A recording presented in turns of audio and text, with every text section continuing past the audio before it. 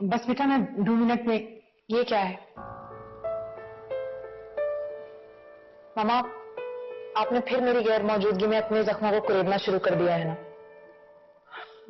बेटा बस तो दरअसल मैंने अपनी भड़ास निकालने के लिए इसे निकाला था। मामा, जिस बंदे से हमारा कोई ताल्लुक नहीं है, कोई रिश्ता नहीं है, उसे दिल की भड़ास निकालने के लिए भी क्यों याद करना?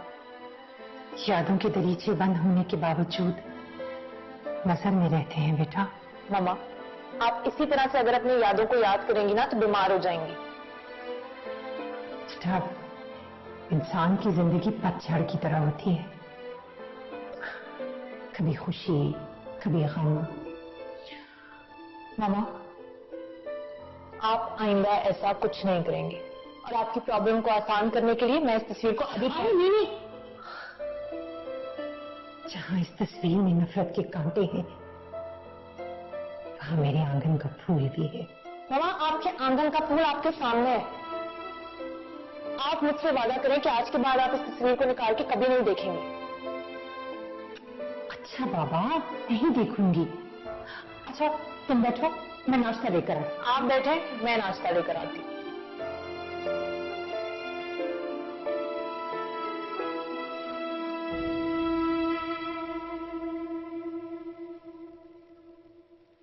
कोरमा भी बन गया, सैलेड भी बन गया, आलू की भाजी भी बन गई और उबले हुए चावल भी बन गए। दोपहर का खाना तो रेडी हो गया। भाभी, रात का खाना आप बना लीजिएगा। हाँ हाँ, देख लूंगी मैं। पहले कौन सा तुमसे पूछ रही? भाभी, मैंने तो बस वैसे ही कह दिया। जानती हूँ मैं तुम्हारे वैसे ही कहने को। आज वैसे ही कह के तुमने मेरे शौहर पर इल्जाम लगवा ही दिया ना? मैंने ऐसा कुछ नहीं किया। और वैसे भी ये इन दोनों भाइयों का मामला है, हम क्यों पड़े बीच में? आग लगाकर तमाशा देखना जानती हो तुम। खुद ही पट्टी पढ़ाई है और अब मासूम बन रही हो। भाभी, मैंने ऐसा कुछ नहीं कहा। सही कह रही हूं मैं। पता है आज ऑफिस जाते हुए रहमू कितने परेशान थे। जब रहमत भाई ने कुछ किया ही नहीं तो परेशान क्यों थे? जब नेक नियति से काम करने वाले इंसान पर इल्जाम तराशियां लगने लगे ना तो नेक नियत शफकत जो देखते हैं वही कहते हैं। वो शफकत वो ही देखता है जो तुम उसे दिखाना चाहती हो। और फिर वो बेचारा भी आखिर क्या करे? उसे भी पता है उस अपाहिज को कौन संभालेगा अगर तुम नहीं होगी। बस भाभी, अब आप अपनी हद से बढ़ रही हैं। अच्छा, तो तुमने कोई बॉर्डर बनवा लिया है यहाँ पे जो हदबंदियां गिनवाना शुरू कर दी?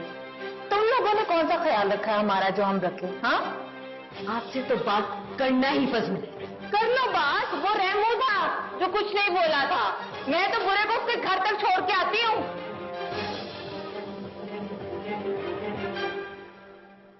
बेटा, ये लो ना। Thank you.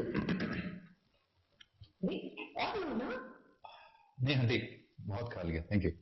अरे सोचा बात सुनो मत। ऐसे तो मुझे बड़ी नसीहत करते हो कि बीजान की बात माना करो। अब मेरी मामा की भी तो बात मानो। बुरी बात है बेटा, ऐसे नहीं कहते। क्यों नहीं कहते मामा? इसने ही तो मुझसे कहा था कि बीजान की हर बात मानो। अगर मैं बीजान की हर बात मानती हूँ तो इसे भी तो आपकी बात माननी चाहिए ना? अच्छा बाबा, जो हुक्म। बताएं मामा, इसे क्या क्या खिलाना है? बेटा, बुरी बात है, शौहर की इज्जत करते हैं। दामाद की बहुत फिक्र है ना आपको। देखा, ऐसी है मेरी मामा जो हर किसी को एक ही नजर से देखती है। खाओ ना। हाँ, खा रहा हूँ। अच्छा रहने दो। Thank you. बेटा, ग्रीन टी बना दो। नहीं, जी आंटी बना दो।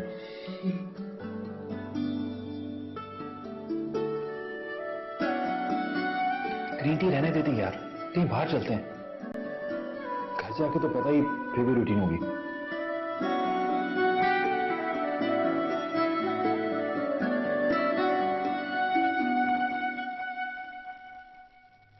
अरे किचन में भी वीराना। मैं देखती हूँ आज क्या बनाए खाने में। ओह,